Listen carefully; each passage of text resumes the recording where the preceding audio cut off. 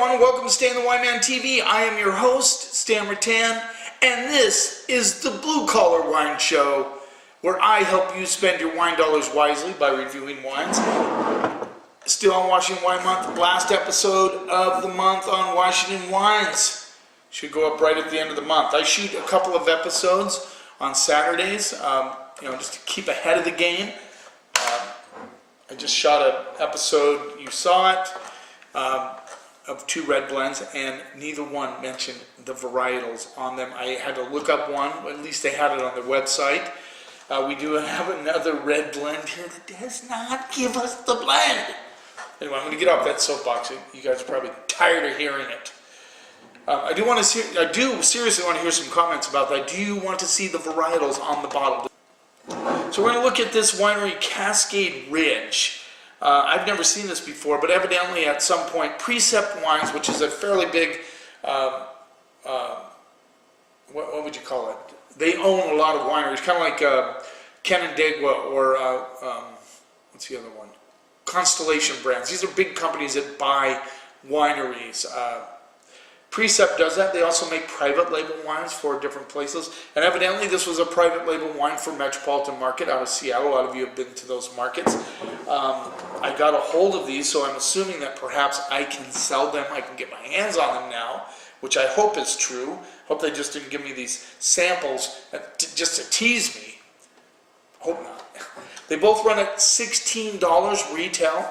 So I'm excited to try them. I looked up on the internet, and they garnered some pretty good scores from critics. So that's a fun facts about Washington wines. I thought it was interesting. I think I mentioned it this last time that 36% of wines grown in the state of Washington are whites, 64% are reds.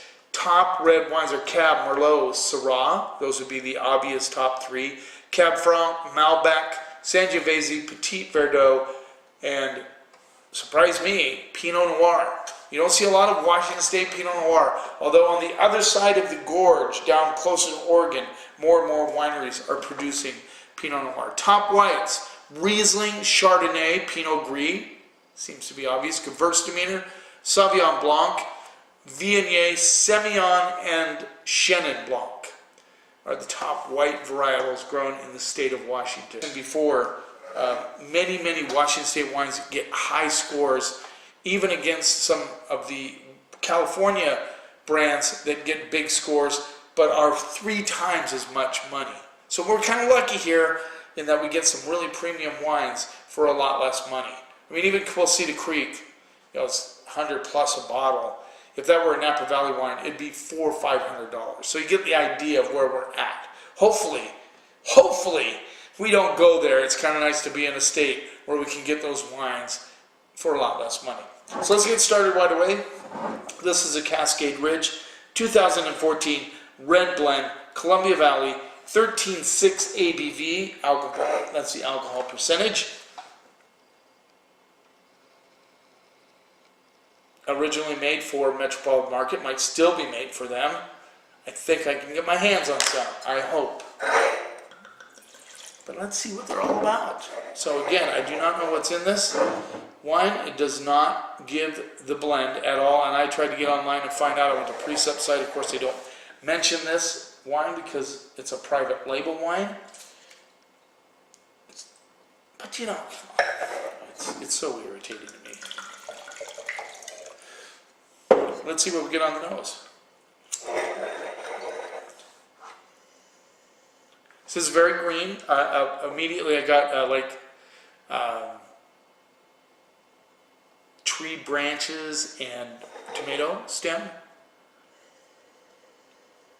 I get some tobacco, a little bit of dried cardboard, and I get a little bit of a mint component coming through.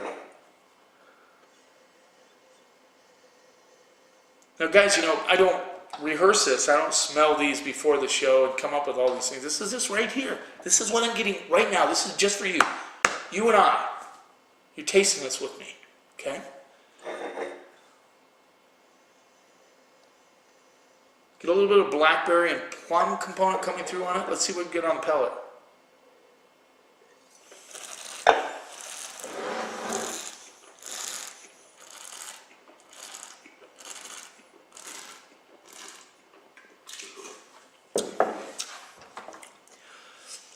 Might be a little Syrah on this. Good structure. It wants to go plush like big fruit, but it doesn't. It stays in balance. It has good structure, good tannins, not tight, but they're there. You get a little bit of a dark cherry, blackberry thing going on.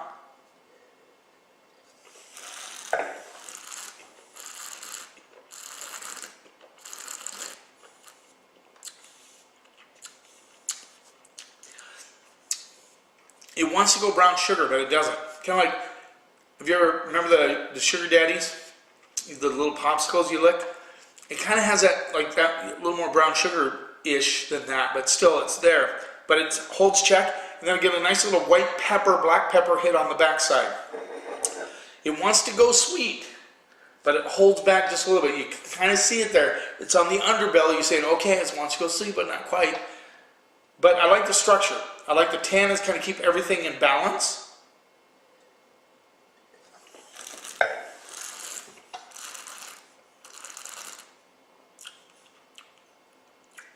And that kind of a greenness, but barely perceptible, comes through on the back end. And those tannins get a little bit of like a leatherish grip to them on the backside. Interesting wine. It's well made. Yeah. And the blackberry notes are lingering with a little bit of currant coming through. I like that. I'm just thinking $16. Now, I'm not sure if that's exactly the price I would get it for and could sell it for. I think it's around there, around 15, 16 bucks. I'm going to go BB+. I think that's a good, well-made wine. I like it. I like it a lot. Yeah, good stuff. Let's move on. This is a Cascade Ridge 2014 Cabernet Sauvignon, Columbia Valley, 13.7 alcohol percentage. You know, I don't always mention that. Do you want me to always mention the alcohol? Sometimes I do, sometimes I don't, you know. There you go. Cool label. I mean, you know, blue, all that stuff. Labels mean a lot, actually. I mean, I've seen some really bad labels with really great wine, and I think sometimes people don't buy them just because that label doesn't jump out of the shelf at them.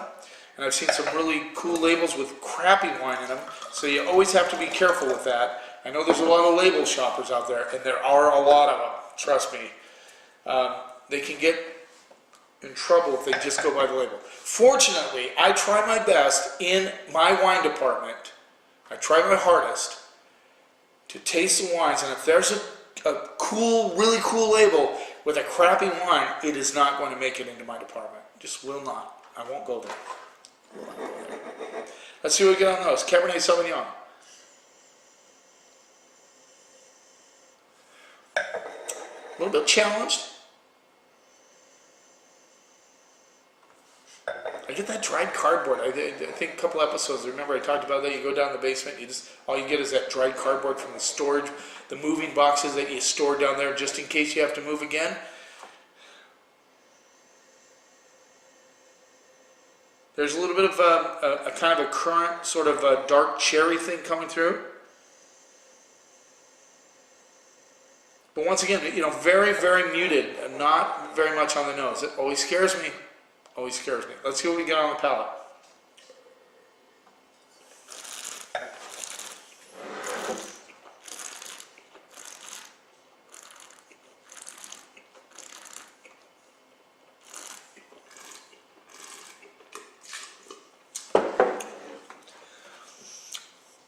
Well, a lot different on the palate. Let's just say that right off the bat. I like the tobacco backbone this one has. There's lots of tobacco with a little bit of white pepper coming through. The fruit isn't, it doesn't pop a lot. It's there. It seems like it's got a little blanket over the top of it saying, I'm not cutting it out quite yet. And, you know, maybe it will, maybe it won't. I don't know for sure on this one. But it's very smooth, but the tannins have a little bit of attitude to them. So you know they're there. So it's not like a slick wine, you know, just goes down easy.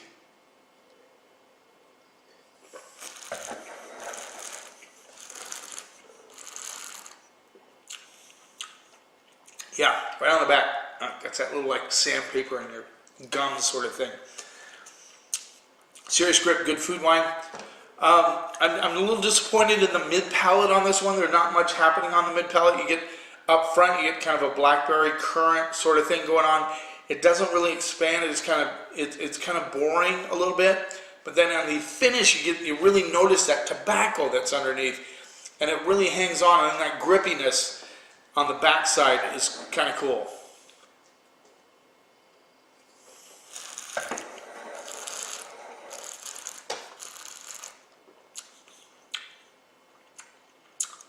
Yeah, I mean, it thins out just a little on the finish. I mean, I find nothing wrong with it fundamentally. It just lacks a little bit of complexity. It seems like maybe there's a layer over it. It could pop in a couple of years. I'm thinking this wine might actually age and get better over the next 3 to 4 years. Maybe that thing that's covering over it, it's a little bit tight, will let go and let some of that personality come out. You know, kind of like that, it always reminds me of Rocky, you know, when Adrian, you know, he took her glasses off, she let her hair down. I was like, wow, that was really there. You know, that could be what this is. I'm not sure, because it's just kind of tricking me just a little bit. But I'm going to take a chance and say in 3 to 4 years, this might be a really, really nice cab. I think right now, a lot of you will like it. I think it has nothing offensive. I don't get any makeup. It tastes like a real cab. I think those tannins on the end, you need some food with it, whether it's hot dogs, pizza. You don't need a big old barbecue steak at all. I'd have this with nachos. You know, this would be a great little wine just to kick back and have a cab. It's a good introductory cab, but I'm telling you guys, if you can get your hands on a bottle, I would just be tempted to put it away for 3 to 4 years just to see what it does. So at this point, I'm going to go B. Maybe hedging. I'm going to go B minus B on this wine right now, as it is. But that's not bad, 16 bucks. Might be able to get it for less. I'll have to see if I can find this at Metropolitan Market next time I'm down in Seattle. Thanks for taking a little bit of time out of your day watching this. I hope you're enjoying them. Make a comment if you want to, about what I've done, or you know, what you think I should do, whatever you want to make a comment. I love comments. I love comments. And thank you, Charles, for jumping in and watching these. I really appreciate it. Charles is a good customer of mine, and he enjoys these, and I'm glad he watches it. You might want to check out Hillbilly Wine 101. He makes a few comments on there. I like watching his program. It's kind of very interesting to watch him review wines as well. You keep watching, and I'll keep helping you spend your wine dollars wisely.